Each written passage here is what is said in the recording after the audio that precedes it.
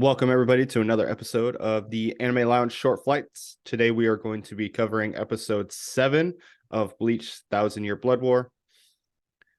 Fantastic episode. Today, my adult beverage is going to be my last summer shanty, my last tall boy. So, There it is. and then, of course, Lance, I know you can't drink anything. You probably got coffee because Close. Today I we got some Mio energy, so still got okay. some energy in there. Lance, you mind giving us that quick synopsis to this episode? Yep. So in the beginning of this episode, we got to learn about like the original, what was it, 13 captains, was it? Yep, the Of original 13. So that was pretty interesting to know about that. And then some shocking news about Ichigo. Something that I mentioned earlier in the series that I was really hoping to see. And at the end, I was shocked to see that Ichigo's sword broke. So, Yep. and everybody's just freaking dying. So, Soul Society is so screwed right now, and it's really, really interesting. Yep. Well, I guess let's kind of go from the beginning and work our way towards the end of the episode. It was really cool to see the original 13. As Yuhobak says, they were basically kind of mercenaries. So that was really cool. Interesting concept, I thought. Right. I mean, it kind of makes sense. I mean, if everyone's a killer, they're gonna be leaders in a sense, especially if we're gonna be talking about like historical back then kind of standards or something like that. Yep. But then yeah, then they're really powerful. So of course they Yeah, lead. I would probably say they were all the same effect as Kenpachi. Probably they were probably all very similar to him as far as fighting styles were concerned, where really all they cared about was being strong. Being strong, killing, getting their way. Yep. That's what I took from it. Yep. Yeah. I guess I would Anybody? like I guess I would just like to find out a little bit more about like them. Like we didn't get any of Yep. their names or abilities or even if they even have abilities. Yep. Like Well, when did Zanpakutos and Bankais become a thing? I guess now I'm interested in that. yeah, that would be really cool. Do like a couple episode just background. That'd be really cool. Like seeing some original Bankais. You got to see the head captain's his sword turn into a flame, so that was really cool. Now, Yeah. was that a Bankai or was that just kind of outward pressure of his sword? Right. Yeah, I don't know. That'd be in. So that was really cool. And then, I mean, you got to see all the original 13, if just a glimpse. It'd be interesting to see if we get more backstory on that at all. Yeah, I know I would But like that. I mean, that was really all that was to it. Oh, are they even alive at this moment? Because they were the old ones, but like, are they dead or are they retired? Are they going to come in and replace all the dead guys, like, or the ones who can't use their Bankai? Like, are they going to come and join forces? And yeah, because Ichigo's gonna need some help. He got screwed in the end, for Yes. the most, at Yeah, least for sword wise. sword wise, I think part of it was the fact that he was so tired and drained from trying to break out of jail. So I think that could have been part of it as well. Yeah, definitely. Because I mean, he wasn't really even a challenge for Yuhabak's. I guess we can call him second. Is that what you would call him? Like lieutenant kind of thing? The one back in Hueco. No, the one that ends up breaking Ichigo's sword. Oh, yeah. Uh, Wait, repeat the question. Would you consider him like Yuhabak's second in command? Oh, Kind he of. definitely looked it like that. Like he was being his right hand guy. He was sitting there like, "Hey, we're on a time schedule. We got to go." Yep. And he protected. Not that he really needed protecting, but he guarded against Hubach and broke his Well, I sword. took that more of you're so weak that you're not even worthy of attempting to attack him. Oh, back in the original Just the fight. whole yeah. No, at the end. That's how I took it, as that's why he intervened, was because at that point Ichigo wasn't even worthy of attempting to do anything. Okay. Yeah, I guess what I took from Um the end was and then he wanted him, or Hubach wanted Bleach Ichigo to suffer a little bit because he wants him to get a little bit stronger so he can come back and grab him again and convince him that the Quincy way is going to be his future or something. yeah. I mean you already saw him wanting to do that because he told that guy to take him back, Yeah, like and kill then him he and revive makes him. mention. Yep. That the whole Um revival deal caught me off guard. yeah, I wonder if Orihime's abilities stem from a Quincy ability. That'd be If interesting. mhm. Have we ever seen her revive anybody? Like straight up um dead? yeah, I I don't know can't about remember. straight up dead, but oh, I'm drawing a blank on his name. The guy that kind of that's got the one that loses his arm and he's blue. He kind of turns into like the saber-esque looking person. It's used or it's Ichigo's main rival in the Arankar arc.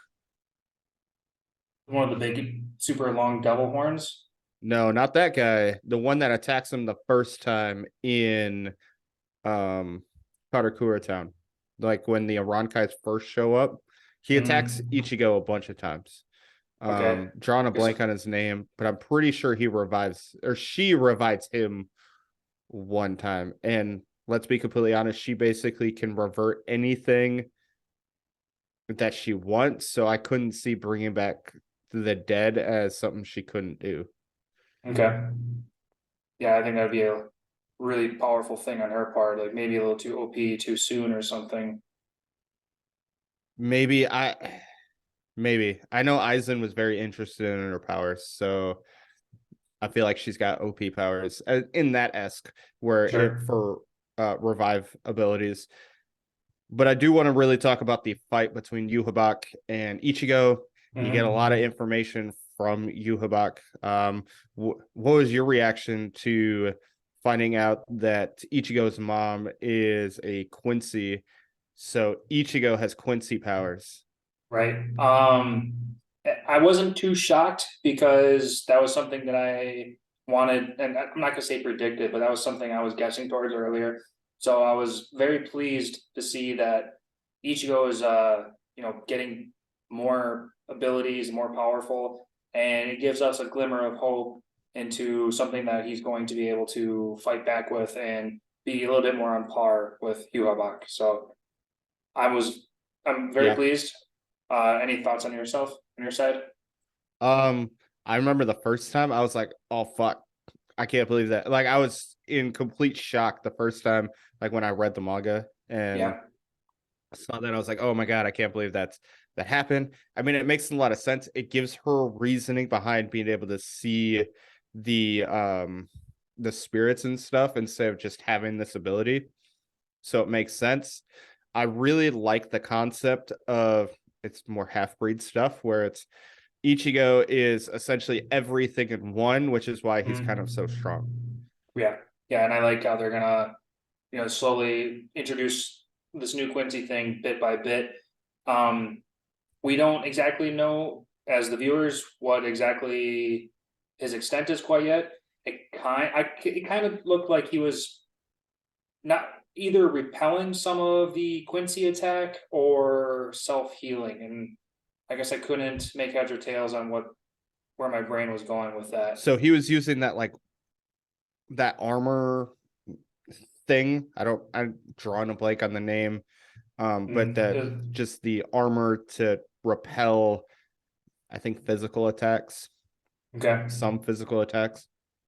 yeah, because they made mention that I wrote down memories within spiritual pressure allowed him Yep. to obtain some of these Quincy ability. Yeah, it's within his core. So Mm, basically, almost with, you could say, within his DNA, within his spirit, that these are things that he's going to have, that every Quincy is going to have. And because Ichigo is so strong because of his Soul Reaper abilities, that he just can naturally bring up all these high class Quincy defensive and probably offensive attacks, just because Yep. he's been raising his spirit pressure for so long. Yep. That's what I'm going with too. Yep. But definitely a huge shock when we found out that he was part Quincy. And then at the end, breaking of his sword. I mean, it's not the first time Ichigo's had his sword broken, but every time he's had his sword broken, it's been a greater challenge to get his sword back. Right. And that sword was pretty cool looking as it was, so I can't imagine what his next sword is gonna be looking like.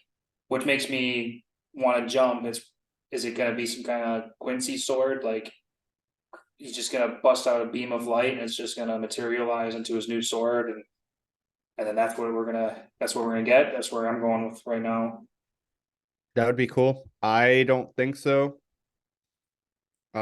Just because I think it'd be too soon, too fast. Like, it just wouldn't make sense for him to, all right, well, now I have a defense ability. Now I know I'm part Quincy, so now I'm gonna have full on like super OP Quincy moves. I feel like that's not gonna happen. Oh no, that's definitely gonna need some time to manifest. He needs to learn all this stuff from scratch. Yep. But love the episode. We're getting, so for our viewers, for anybody that doesn't know, this core is going to be 13 episodes. So we're a little over halfway done through this core. And it was a pretty amazing first half so far. Now we gotta settle with all the destruction that's been going on. Now we need to find a way how things are gonna. We just need to see how things are gonna get better. We need a plan. We need to see what their plan is. Yep. One last thing. Do you think that Captain Kuchiki is dead? Which one was Kuchi? That Rukia's brother. Oh, Byakuya. Byakuya Kuchi, Mm, yes. no, I don't think he's dead. I think he was on the verge of dying, but like in when Ichigo was in that cage, he was seeing all those stars or whatever, like poof away The souls. and There were the souls. souls. Um, I think if he would have actually died, we would have maybe got a glimpse of another one poofing away, or I think they would have made that a little bit more. I don't know. Maybe I'm just talking too much, Well, you but don't think no. his swords,